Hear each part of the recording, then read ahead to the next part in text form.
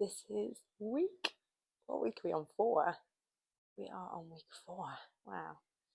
I found myself this week, probably all of the weeks, like today, I was like, what's the point in this? Like, what is the point in me just speaking on a camera and then putting it onto YouTube? Like, what's the point? I think there's a part of me that so desperately wants to be of service in some way, and to it wants to know the point. It wants to know the point of all of this. Otherwise, it feels pointless to the ego, I guess, to that little avatar that's, waiting for its next treat, its next click. It wants something. It wants to know where it's heading. It wants to be good at the thing. And because there's no destination, or there's no framework, or there's nothing that we're following, it can make me procrastinate this video so easily. I've just been sat here doing some mandala colouring, which I do very regularly now since reading The Artist's Way, and in that it says to take 2 hours per week artist dates with yourself. I have found an absolute love for colouring in these really intricate mandalas, and I find when I do them, I get my best business ideas, or just generally any idea or like order of thought. So they have become a big slice of the pie every week, where I take myself to a coffee shop and I'll sit in there, and I love it when it's raining outside and all the windows steam up, and I just think there's literally nowhere else I could possibly be right now or want to be, other than just listening to music, or I put a podcast on, or Abraham Hicks, and I just have my pencil case with all of my Stablo colouring pens, and I just colour. So I've literally just been colouring in. It's just so relaxing.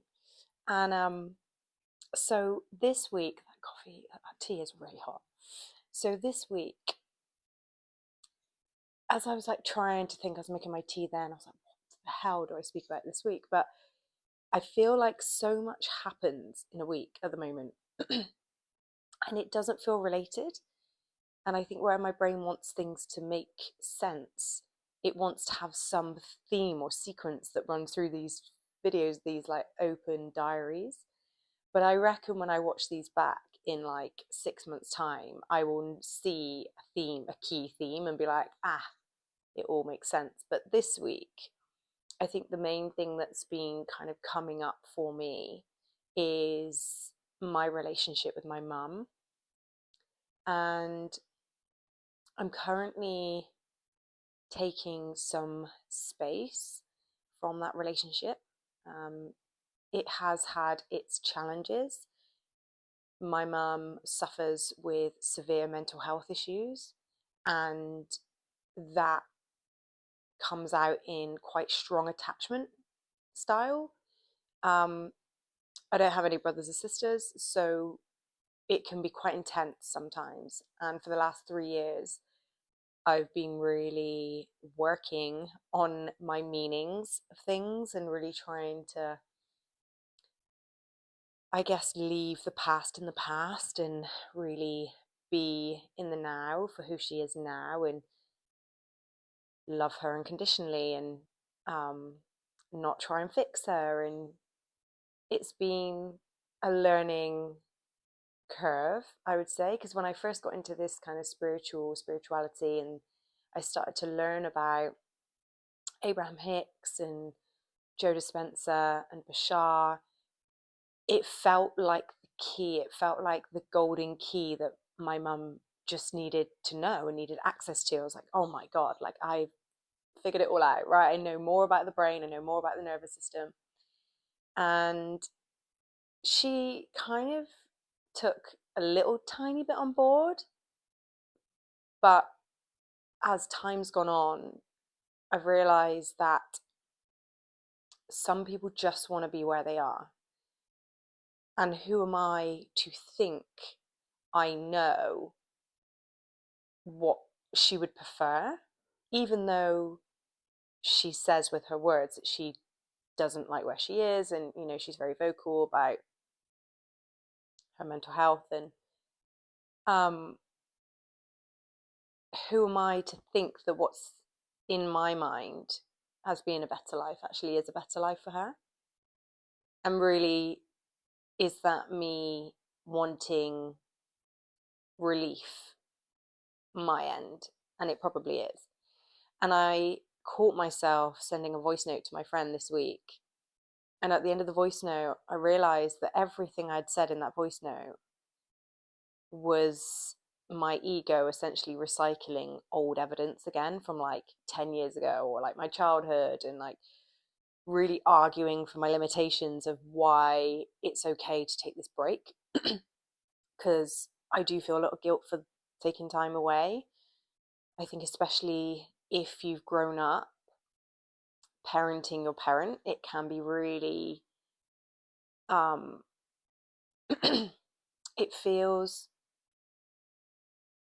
it feels there's a lot of pressure.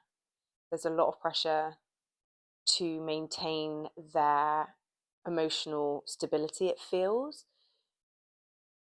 And I've kind of lived with that throughout my whole life. And we play out that dynamic quite well, me and my mum. My mum is very um, needy of how it portrays at the moment. Because I am very aware that there is another reality that could also play out, is that she is unhappy the majority of the time unless she sees me or my children, and we are what brings her joy. And I love that in some ways, but also it's a lot of pressure in other ways. And when I got off of that voice note with my friend, I was like, okay, one, there's really no point in recycling all of that evidence. It was a very old pattern of mine, I think. There's nothing wrong with that. I'm not going to shame myself for it. It in some way felt good to revisit that kind of frequency of just complaining. It was actually quite nice while I was in it.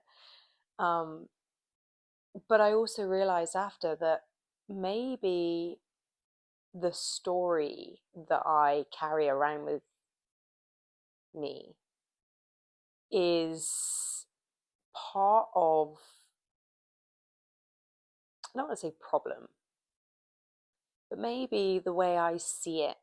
Maybe I'm stuck in old meanings. Maybe I'm stuck in old stories. And maybe I'm disempowering her because I haven't been up until this point able to see past or beyond what she could step into at any point.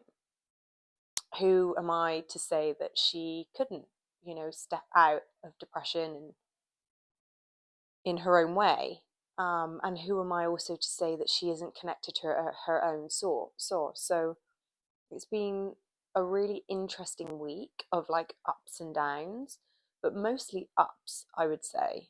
And this is probably the first time that I've really taken space from my mum, because I just can't normally deal with the reaction from her and the backlash. And I know she doesn't mean it. It sounds really, um, she doesn't, I know she doesn't mean it, right? I know she's not intentionally wanting to be that way, but there's a lot of fear her end. She does suffer with a lot of loneliness at the moment. I mean, again, this could all change, and it's just something I've been considering, like how much of what I'm experiencing with our relationship is down to the stories or the beliefs that I currently hold. And when I've thought about it that way, it's lifted something for me. I feel a lot lighter. I feel able to kind of to take a step back without feeling such immense terror that something terrible is going to happen. And I am able to see clearly maybe where or what age I adopted this belief that if I didn't look after her and if I wasn't there for her, that everything would fall. So it's been, in some ways, quite a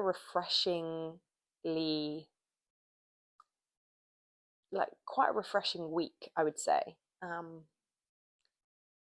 It's hard to really pinpoint this week in kind of like a roundabout way, because it still feels quite cloudy. Even though things feel clearer and a bit more refreshing, it still feels, I'm still kind of unsure, because I think I'm only just starting to choose or consider, let's say, that there could be another possibility. And I think this time apart with us will be great. Now, where I'm at, I feel a bit more positive about it, which is great. And she has her own source. She is connected to the same source I am. And I think up until this point, she's very much looked to me for support and answers.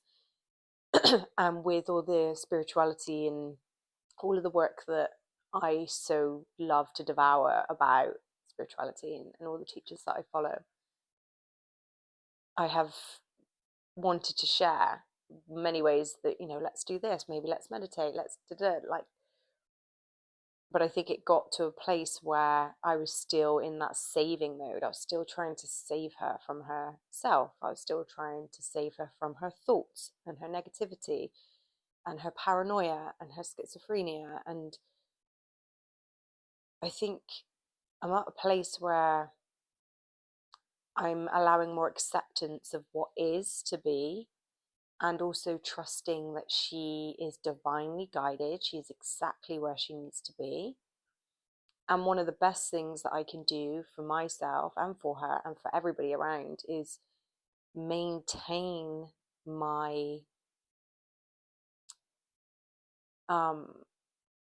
well-being, so that I can support from a place of overflow, or not even support from a place of overflow, but just support from a place of truth of what I need in this moment. And but again, this is an unfolding journey.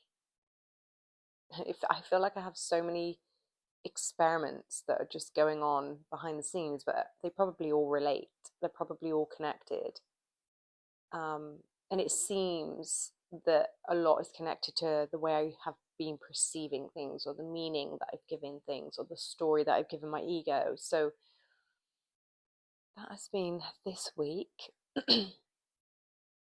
Yeah, I'm interested to see how this part unfolds. Like I said, towards this part of the week, after a couple of weeks now, maybe 3 weeks, where it's been none or very limited communication, I'm starting to feel a much stronger level of trust in like the divine, and that everything is in order for me, for her, for everybody.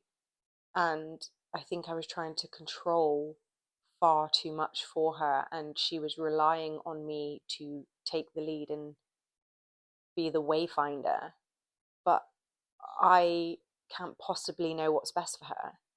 I think I do, but only she really does know what's best for her, and only she can make some decisions and choices that are going to align with that.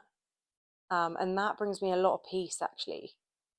Still some guilt in there. There's still some guilt, still some fear, still some um,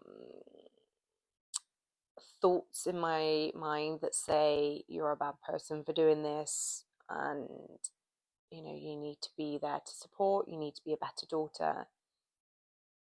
But those are getting less, and they're turning down quite a few notches, which is really nice, because the first week was very, very difficult.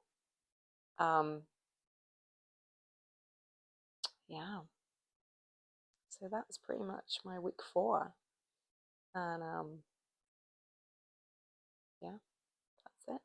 I'm gonna continue my colouring, and I'm gonna enjoy my herbal tea that's cooled down a little bit now and it stopped burning my hands. And I will see you guys for another week, for week 5, of whatever that might be. And yeah, if you've landed, welcome. If you've returned, welcome back. And I will see you guys for week 5. Bye.